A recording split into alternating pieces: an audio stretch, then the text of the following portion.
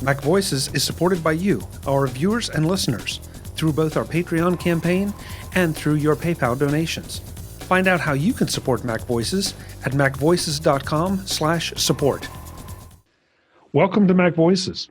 This is the talk of the Apple community, and I'm Chuck Joyner. Folks, this is another one of those shows that I want you to pay special attention to because I think it is extremely important that you follow the advice of Mr. Joe Kissell. He has two updates or revisions to two very important Take Control books. And I really mean that, Joe. Take Control of Your Online Privacy version 4. Do I have that right? Yes. Mm-hmm. Take Control of Your Online Privacy version 4 and Take Control of Your Passwords. And Joe, it just seems like this is something that every time we get together, it's timely because it never is not timely. Yeah, I mean, in an ideal world, like I would write a book and the things in the book would continue to be true indefinitely. This is not one of those things. This whole world of online privacy has just been changing so rapidly and so profoundly.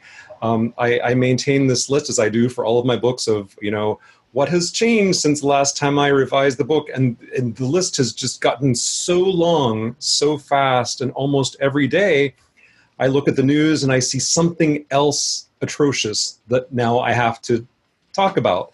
So, I mean, between the time I started writing this new version and even as it's been in editing, more and more things have come up and like, oh, got to mention that, got to mention that, got to mention that.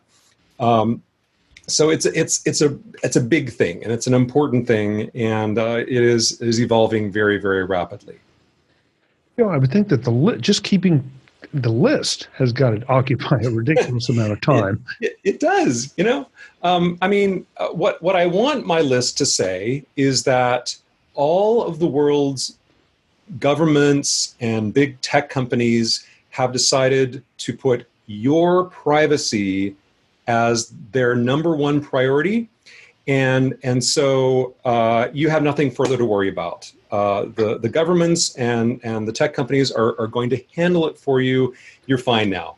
That hasn't quite happened yet. So I feel so much better just with you saying that.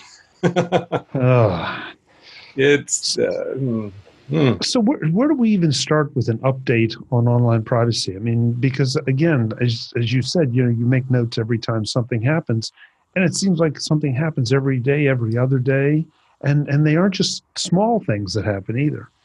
Well, let's start with a very recent thing, which is Apple's announcement of, they had the Apple event with all the new services. And one of those particularly caught my attention. It's the Apple Card.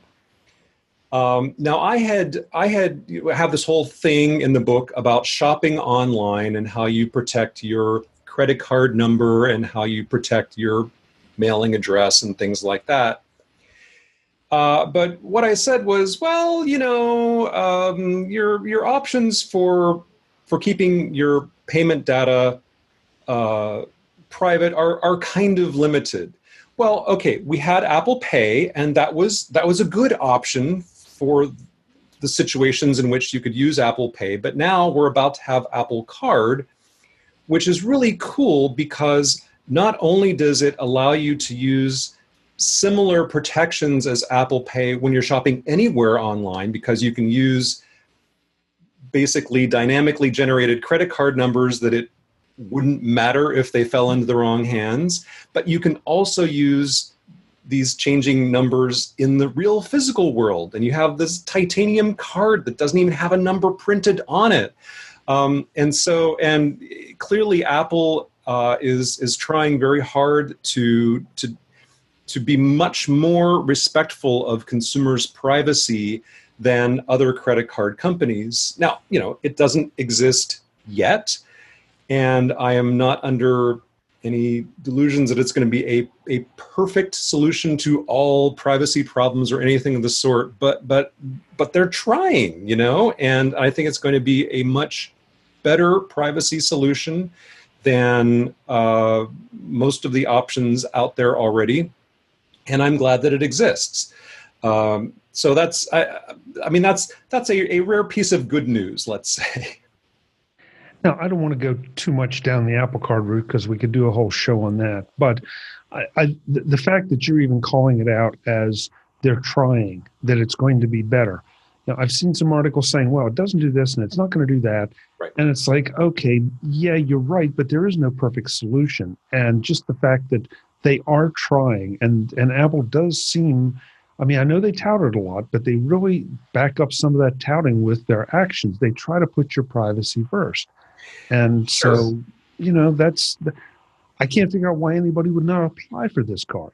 Well, you know, Apple puts, you know, the big signs on, like, you know, the building in Las Vegas about, you know, iPhone security. Well, I forget what it's, but anyway, you know, very shortly thereafter, somebody was calling them out for, yeah, but what about this? And like, we get it. You know, Apple's a huge company. They have, you know, their software has bugs. Their hardware has bugs. They're composed of human beings who make mistakes. So I don't expect for Apple to be absolutely perfect. I wish they would be. They aren't. But of the bajillions of dollars that Apple makes every year, you know, hardly any of them, relatively speaking, come from advertising. You know, the Apple was not built on a model that's like, we're going to give you stuff for free in exchange for your information so we can show you ads. I can think of 2,000 or 3,000 other companies that were built on that model. Apple isn't one of them.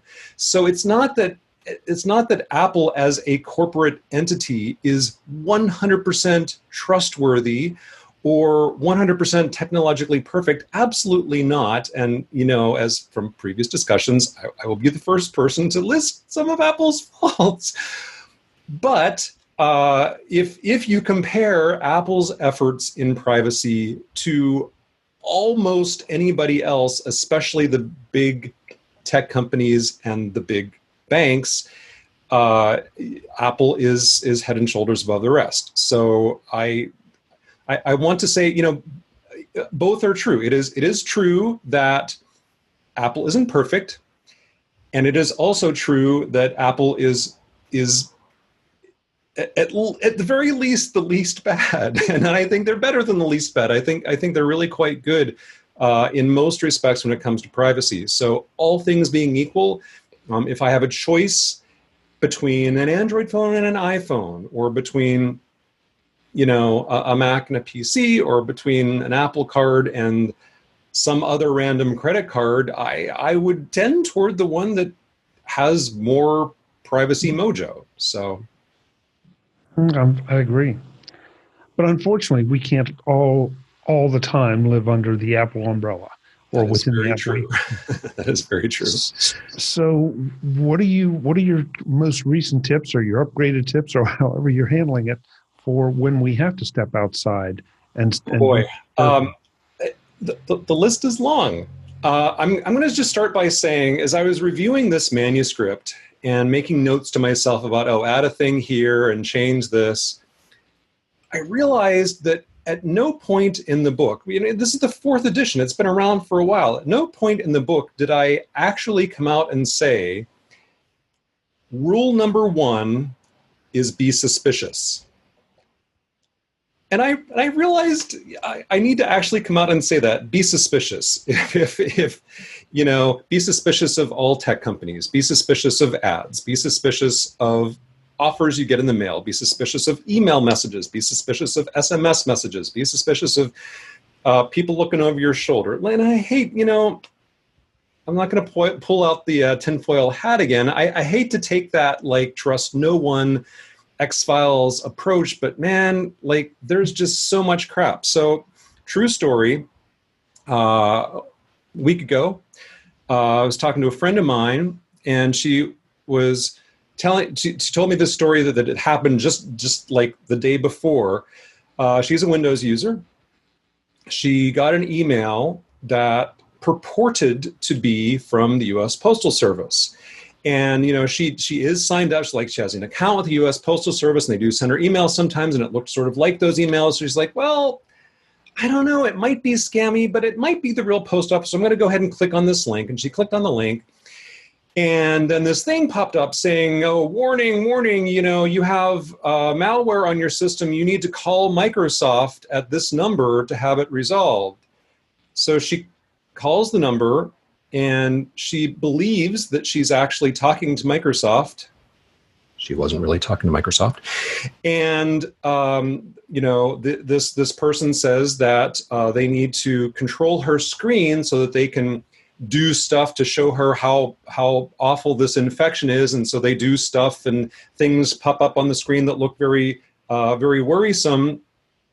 And they're like, okay, we're going to download some software for you and install it. Well, like, she's sitting there watching them control her screen. They install this, unknown software that does, she doesn't know what.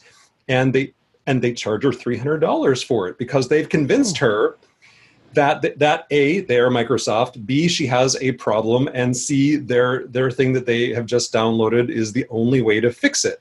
So my friend got scammed out of $300 for a service she didn't need because she wasn't suspicious enough. She clicked a link in an email message. Oh, don't do that. I mean, like, okay, you can click links in email messages from me, of course, but this kind of stuff just it's rampant, and the people who create these phishing messages and websites and the scammers of all kinds have this down to a science. They know how to convince you of stuff that looks really plausible, but it isn't. So one result of this could be that you waste money, but another result is, hey, when this person is controlling your screen that you let them do, and they're installing, you have no idea what kind of software, it could be spying on you. It could be monitoring all of the passwords you type. It could be sucking out the contents of your address book. It could be doing anything.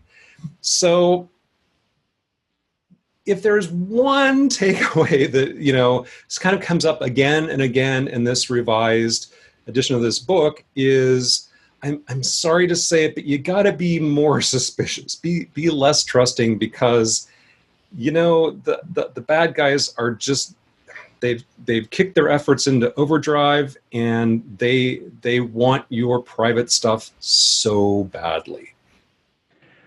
And the thing that disturbs me the most about that story is not really the $300. It's that they installed something on her system.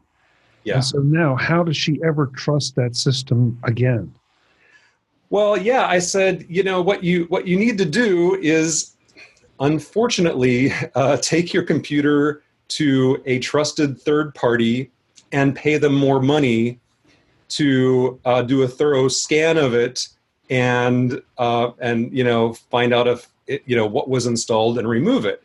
Now, on that topic, one of these recent news stories was some I think it was Staples, I forget, one of the big like office supply stores was recently revealed that they were basically doing their own version of the scam that I just described. They were conning their customers into paying for software and malware removal services that they didn't actually need, and there was a huge lawsuit and all this kind of stuff. And so it's one of these kind of recursive problems. You try to solve this problem, and that creates another problem. That creates another problem.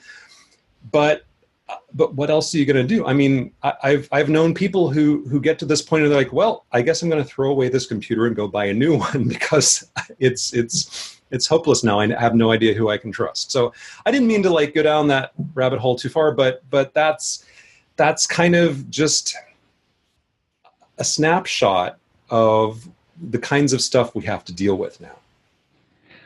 I know. I mean, and if you get to and I will throw this in, if you get to the point where you have to abandon that computer, for heaven's sake, first of all, recycle it responsibly, but more importantly, take the hard drive out and use a hammer on it.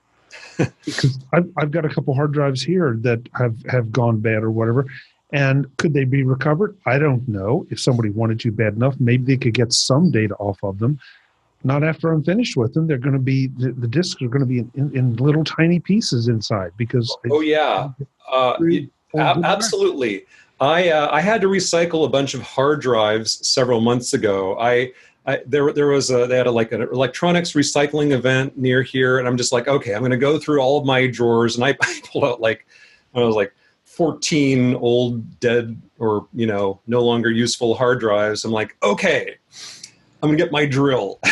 I just, literally drilled holes all the way through the hard drives, through all the platters. You shake it, and you hear that lovely, the lovely bits of metal rattling around and scratching the surfaces of those platters. It was really quite. It was lovely. I mean, you're destroying something, but it was beautiful too. And but you're right. You can't just say, well, I have this thing that might have some important data on it, but I'm just going to, put it in a box and hope that it's somehow okay. No, you need to actually physically destroy it. Yeah, it's too bad, but that's the way, because you don't know. I mean, you may not think you have any information, but just your name, maybe your credit card, perhaps your social security number is buried somewhere in that drive in a form you've completely forgotten about, and that would be enough to cause some trouble. That's right. And there is a point that I made in earlier editions of this book that I expand on now, which is it's not just your own privacy that you should be worried about. It's everybody else's privacy too. This is, I'm tempted to make a comparison to vaccines, but maybe I just won't. But anyway, the point is, on your computer, it's not just your own personal data you have, but you have the names, addresses, phone numbers, email addresses of probably hundreds of other people who have trusted their personal information to you. It could be your relatives, your friends, neighbors, whatever. And if your computer is compromised, it's not just your own data that gets out, it's all those other people's data too. A thing that has been coming up more and more recently, I've been hearing more and more examples of, is these genetic testing services like 23andMe and Ancestry.com, where you spit in a tube and they go tell you, oh, well, you're 4% Neanderthal or whatever it is. So those are interesting. They're really cool. They tell you about, health risks that you may have due to your genes. They tell you, where your ancestors came from. That's really, really neat. And I have known people who, through these services, have gotten to meet relatives that they didn't even know they had. It's like, oh, surprise! Today's news was I have a half brother. Oh, look at this! And I've, not me, but other people have had these experiences. So they're really cool and they're really useful. Also, criminals have been tracked down through these services. They left genetic evidence at the scene of a crime 10 years ago, 20 years ago. The evidence is still in a locker someplace, and now it's tested and oh, look at that. Did you know that your DNA matches up very, very closely with this other person, your mother, your brother, your sister, whoever, who is a member of this service. And so by being a part of that, you are also potentially exposing your relatives to attention. Now, I mean, if the attention they're getting is that they're getting thrown in jail for raping somebody, then good. I mean, I'm glad about that. But it is conceivable that that this information can also be used not for good. So the message is just that it's not just yourself you should be worrying about, it's other people as well. And so we need to be a lot more just conscious of how data is interconnected. That is such great advice. And that goes for every single iOS app or Mac app or Windows app or Android app that says, hey, we'd like to connect with your contacts list. Yeah, all those people, that are in your contacts list, you just gave somebody access to them, or at least some level of access to them. So, you really need to think about some of this stuff. Yeah. Now, I mentioned earlier that the Apple Card is a rare piece of good news. It wasn't the only piece of good news. In the last couple of years, since this book was last updated, some other really positive changes have happened in regard to online privacy. One of those changes has been that websites that use SSL, the ones that start with HTTPS, have become vastly more common. And one of the many reasons for that is that there's a service called Let's Encrypt that lets you get those SSL certificates for free, as opposed to paying sometimes hundreds of dollars for them. That has really made it a lot easier for the little guys like me who run websites but don't have lots and lots of extra dollars to encrypt their website. So that's great. That's a positive accomplishment, because the more websites are encrypted, the smaller the chances of your data being intercepted while it's in transit between you and a website. Another positive change actually happened April 1st of 2018. Was this new service called 1.1.1.1. So this is a service offered by a company called Cloudflare, and I love that they have the geek's mind for puns. So the actual address, if you go to your browser, it's 1.1.1.1. That's their IP address. It's also their name. They don't need a domain name. That's their IP address. It's 1.1.1.1. It can't be any easier. And they released it on 4.1 because it's 4 ones, and it's a DNS service. So there have already been a lot of other third-party DNS services like OpenDNS, for example, where for free you can just you go into your system preferences or wherever on your any device, Mac, PC, iOS device, and you put in different numbers than your ISP gives you for the DNS servers. And then your DNS requests, those are the requests that convert domain names like apple.com into a number so that your device can actually find the website. Instead of going through your ISP's servers, they go through some other servers. And what's great about these other servers is, number one, they're usually a lot faster than what your ISP gives you. But number two, unlike your ISP, they don't spy on you. So if you just let your ISP look up these numbers for you, that means you're telling them all of the websites you are going to and all of the email servers you're connected to, everything. So even if your connections are encrypted, you're letting them know for free extra information. And not only that, but a malicious DNS provider, which could be your ISP, or it could be your ISP attacked by hackers, could basically hijack your requests in order to serve you ads, or do other things that you wouldn't want to have happen to you. So using a faster DNS provider that also is more respectful of your privacy is a really great thing. So now there's a new option, and I'm happy about that. And there are also some new browsers since the last time the book was updated, like Brave. Brave is a browser that's based on the same engine as Chrome, so it's based on Chromium. So it looks a lot like Chrome. But unlike Chrome, it has lots of great privacy features, including ad blockers built in and turned on by default. So it's just one example of a bunch of new tools that make it easier to browse the web and to do other stuff online without your stuff being used to track you and used to sell you stuff. So I'm really pleased about those things, among others that I mentioned in the book.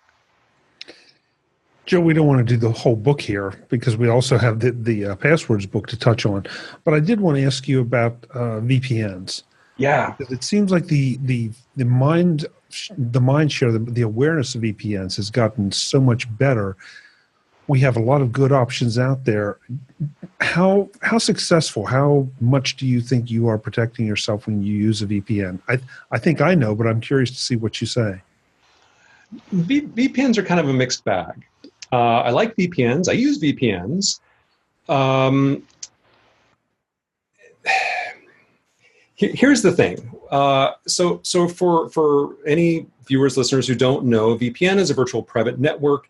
It is a way to encrypt all the traffic going between your device. Could be your Mac, could be your iPhone, or whatever, any device that you have, between there and some server out there in the internet someplace.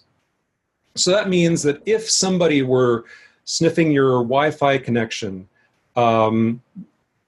wouldn't matter what they'd see, it would all be encrypted. Even if somebody tapped in to your phone line or your cable or to some point in the in the internet's infrastructure between your house and where the server is, all of the traffic they could see would be encrypted. There would be nothing for them to see. VPNs can disguise your location to prevent your location from being tracked. And although, again, they're not a perfect or complete solution because a VPN can only protect between you and itself. It can't protect from itself and wherever you're going to. It can't protect to the actual endpoint. Still, it's a really good idea, especially when you're in public using public Wi-Fi. It's a great idea to use a VPN to protect yourself. That said, because all your traffic is going through this server, you have to be able to trust the VPN provider. There was a case where a certain large company, and I'm not going to mention their name, but I'll just say it rhymes with Schmacebook, offered a VPN app for your mobile device, and actually paid people to use this with the understanding that the company providing this service would be able to see all of your internet traffic. And I don't even just mean everything that goes through your browser, all of it. And they're going to use all of it to show you ads and to improve their profile on you so that they can get more ad money out of you. And it makes me crazy. Now, that particular service got shut down, which is a good thing. But the point is that you have to be able to trust your VPN provider because by the very nature of the fact that they are routing all of your traffic, if they are monitoring it, if they are filtering it, if they're keeping logs, then you don't know what use this could be put to. So I list some VPN providers that, from everything I can tell from all the research that I have done, appear to be reputable, as far as I know.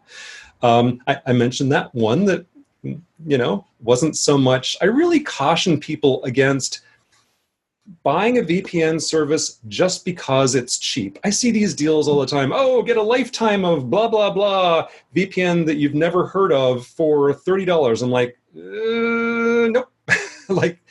I'm afraid you're going to get what you're paying for there. If it's super cheap and you've never heard of it before, I really, really worry about the quality.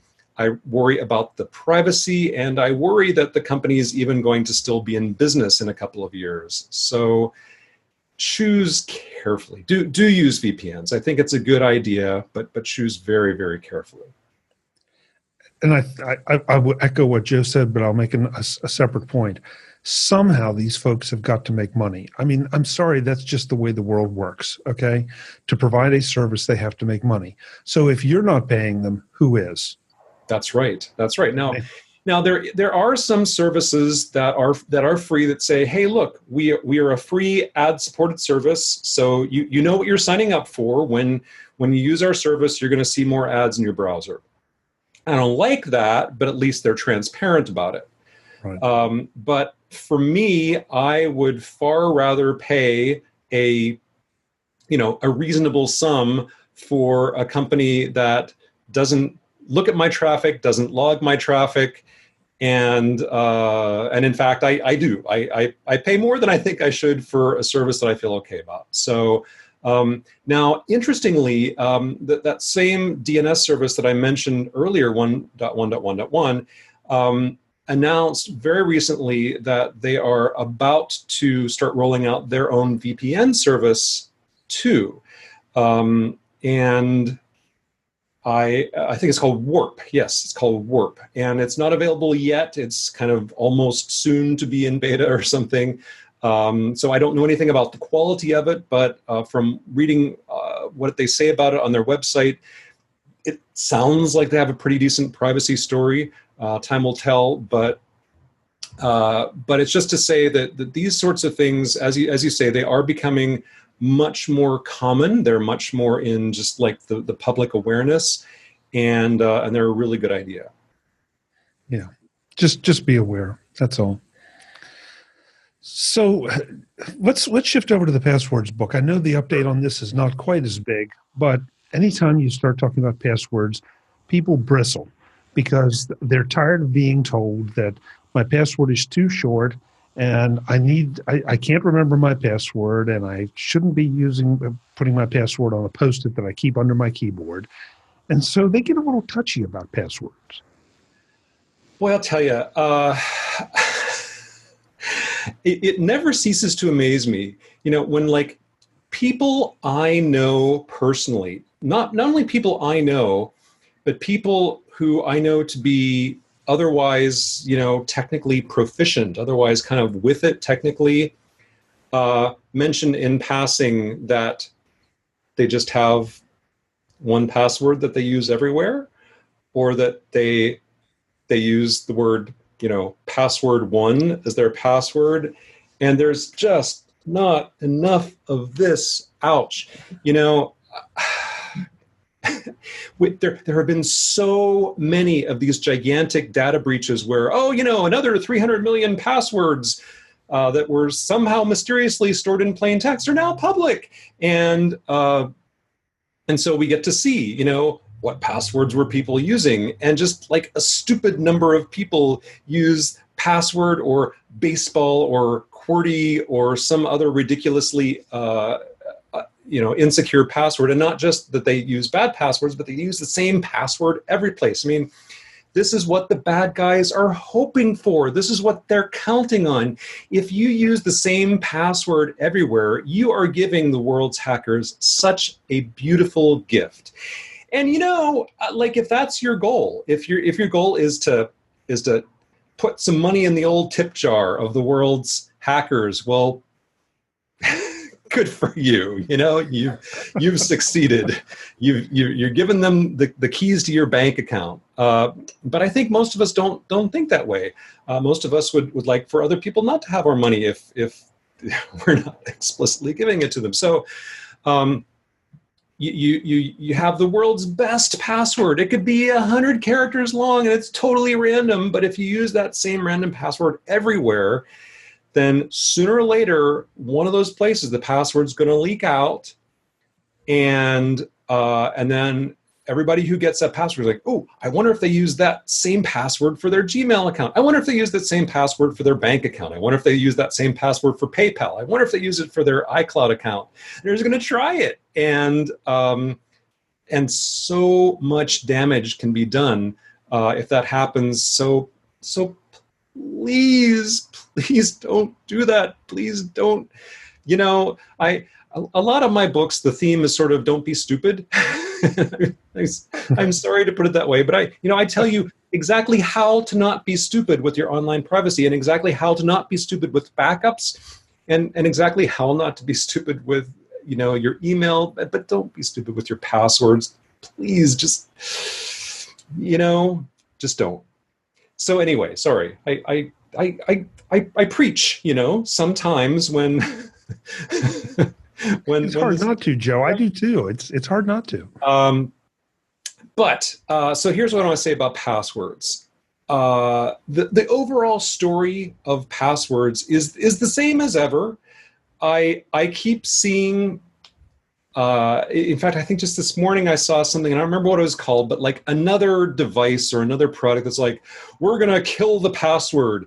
You don't have to worry about passwords anymore. You just have to use our thing, our app, our device, or whatever. I'm like, yeah. Do you not know how passwords work? Like, nobody is going to kill the password. No, seriously, no matter what the marketing hype is, nobody is going to kill the password. What people are going to do is come up with simpler ways of remembering and auto-filling passwords for you. They're going to give you ways of trading off some of your security and some of your for some convenience in various ways. But passwords are going to be around forever.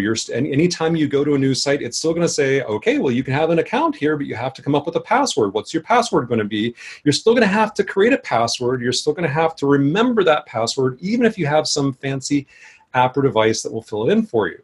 So as I have said for many years, the best way to deal with this is not to use the same password everywhere. It's to use an app. Use an app to generate those passwords for you, to remember them, and to fill them in. And then you're done. And Apple has gotten a lot better about facilitating the use of random passwords, not only with their own products like iCloud Keychain, but also with third-party password managers in iOS.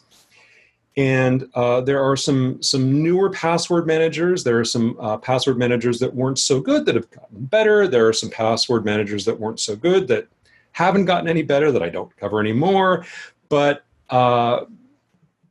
really, I wanted to update the book to talk about the current truth and to give you my latest recommendations and my latest reviews of different password managers and so forth. But the basic information is unchanged. I'm still going to tell you, use a password manager. I'm still going to tell you that my favorite password manager is 1Password because that's still true. And I'm still going to tell you that, hey, if you'd rather use LastPass or Dashlane or RoboForm or whatever, more power to you. I'm not going to fight you over it. I'm not going to say, yeah, but mine's better. Whatever. Use what you like.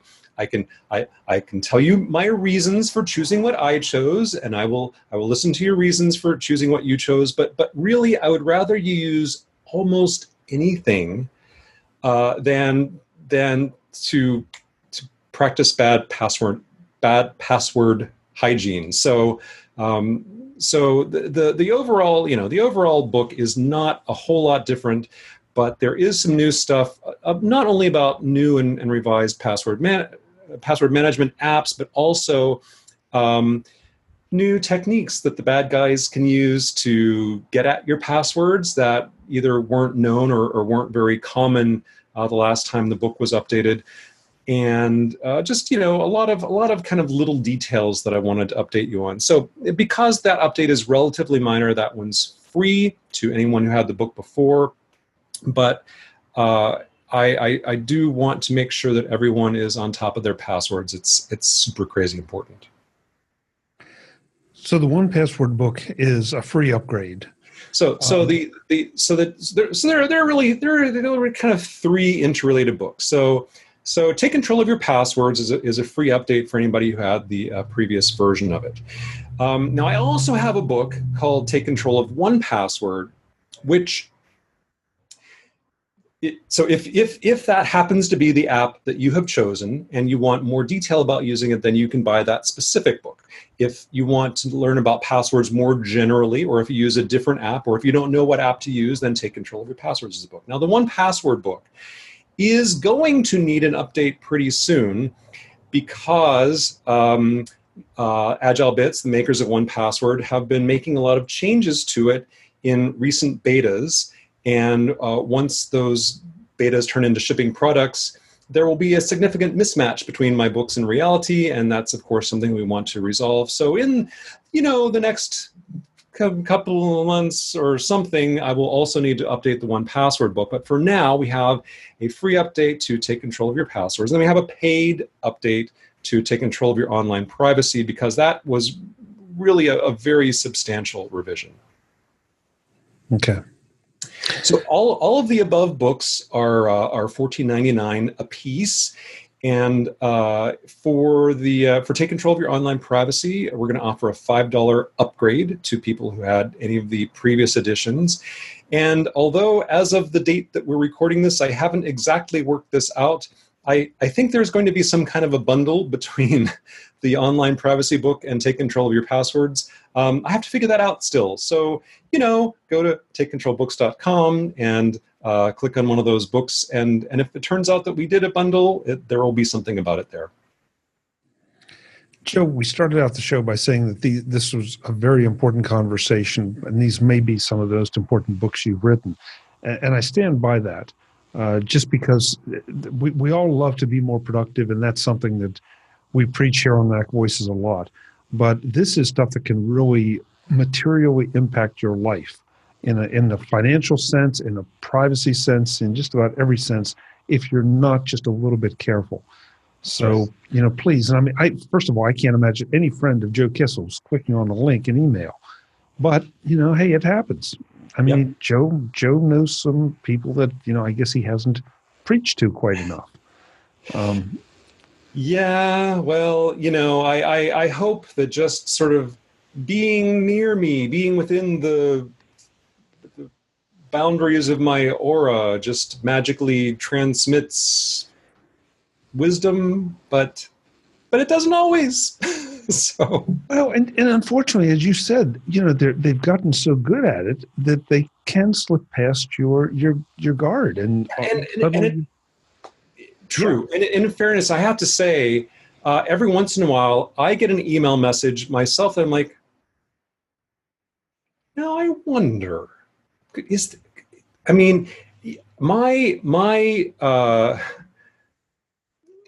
my internal meter for like, is this, valid or not is pretty, I think it's pretty finely tuned. And like, is this spam? Is this phishing? I think I am much more likely than most people to go, oh, you've got to be kidding me. But every once in a while, there's something that gives even me pause. I'm like, well, okay, let's view the message source, and let's look at the headers, and let's look at the underlying URL, and let's dig into this, because I have been wrong. I have been surprised, and there might be cases in which I'm like, okay, well, this message is claiming to be from Apple, and boy, it looks legit, but how about if I just log into my Apple account and see? Don't click the link. Just go directly there. And if you log into your bank account or your whatever, and there isn't a message saying that there is a problem, then you were probably being deceived. So it's easy to make fun of people who click links and who download malware and stuff, but it's true. A lot of this is so cleverly disguised that even experts might be given pause. Yeah, and it's too bad, because there was a time, I think, that we both could have said, look, it's better to go and log into the website and check. It's probably okay, but go to the website and check. Yeah. Now, I don't think you can say it's probably okay anymore. Now you just, as Joe started out by saying, be suspicious.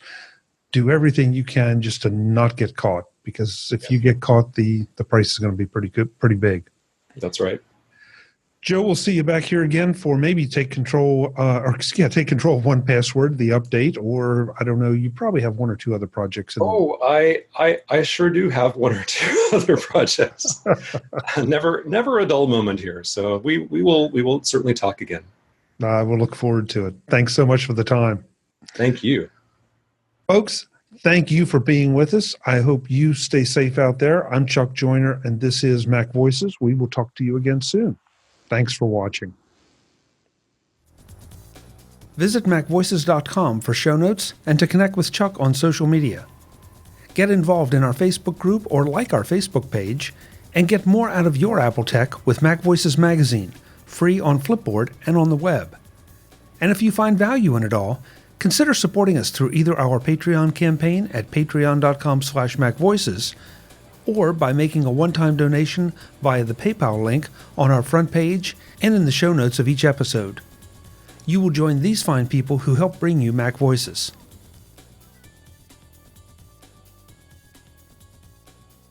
Advertising handled by Backbeat Media at backbeatmedia.com. Bandwidth provided by CacheFly at cachefly.com.